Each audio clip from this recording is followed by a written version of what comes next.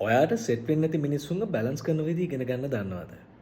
ඒ කියන්නේ මේ ලෝකේ අපිට හම්බෙන අපි වැඩ කරන අපිත් එක්ක hina වෙලා කතා බහ කරන හැමෝම අපිට කැමති වෙන්නේ නැහැ.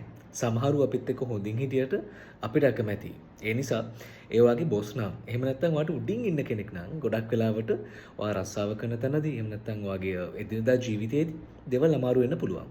ඒක නිසා හැම මිනිස්සුත් එක්ක රණ්ඩු වෙන්නේ නැතුව කොහොමද මේ දේවල් හදාගෙන යන්නේ කියන කාරණාව ගැන මම ඔයාට අදහසක් දෙන්න යන්නේ. ඒ කියන්නේ මෙහෙම මිනිස්සුත් එක්ක වැඩ කරනකොට ඔයා කරන පළවෙනිම වැරද්ද තමයි ඉමෝෂනල් වෙන එක. කවදාවත් ඒක වෙන්න එපා. ඔයාගේ හැඟීම් වලට මේ මොහොත උදුරගන්න ඉඩ දෙන්න එපා. හොඳ ගැඹුරු හුස්මක් අරගෙන එකක් දෙකක් තුනක් අරගෙන මූණට වතුර ටිකක් දාගෙන හොඳට සෝදගෙන රිලැක්ස් වෙලා පුළුවන් නම් සීතල වතුර වගේ වඩාත් හොඳයි. රිලැක්ස් වෙලා බලන්න මේ පැටර්න් එක මොකද්ද කියලා. මෙයා මෙහෙම කරන්න හේතුව මොකද්ද? මේකට හේතුව මොකද්ද කියන කාරණාව. එහෙම කියන්නේ හේතුව මේ වගේ අවස්ථාවක ඔයා හැඟීම් වලට ඉඩ දීලා ප්‍රශ්නත් එක්ක ඩීල් කරන එකෙන් ඔයාට අසාධාරණයක් වෙන්න පුළුවන් නිසා ඔයාට කරන්න තියෙන එකම වැඩේ තමයි හොඳම වැඩේ තමයි ඔයාට කරන්න තියෙන්නේ ඒ වෙලාව පොඩ්ඩක් මගේ ඇරලා ඔයාව රිලැක්ස් කරගෙන පැටර්න් එක අයිඩෙන්ටිෆයි කරගන්න එක.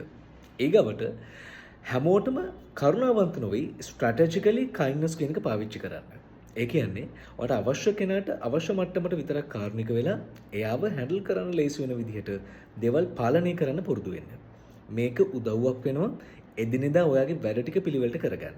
මොකද සමහර තැන්වලදී ඔයාට මේ මිනිස්සුන්ව සෙට් වෙන්නේ නැහැ කියලා, එයා කරදර කරා කියලා ඔයාට එකපාර එතනින් මූව්මන්ට් එකක් ගන්න බෑ. සමහර ලාට ඔයාගේ රස්සාව එහෙම වෙන්න පුළුවන්.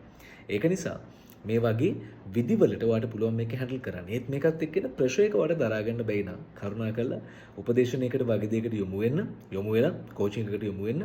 ඔයාගේ මේ තියෙන වර්ක් ප්ලේස් එකේ ප්‍රෙෂර් එක අඩු කරගන්න. ගොඩක් වෙලාවට මේ ප්‍රශ්නේ ඔයගොල්ලන්ට රැකියාව කරන තැන්වලදී මුහුණ දෙන්න පුළුවන් ප්‍රශ්නයක්. ඒක නිසායි මම මේ ගැන ඔයාලට සඳහන් කරේ.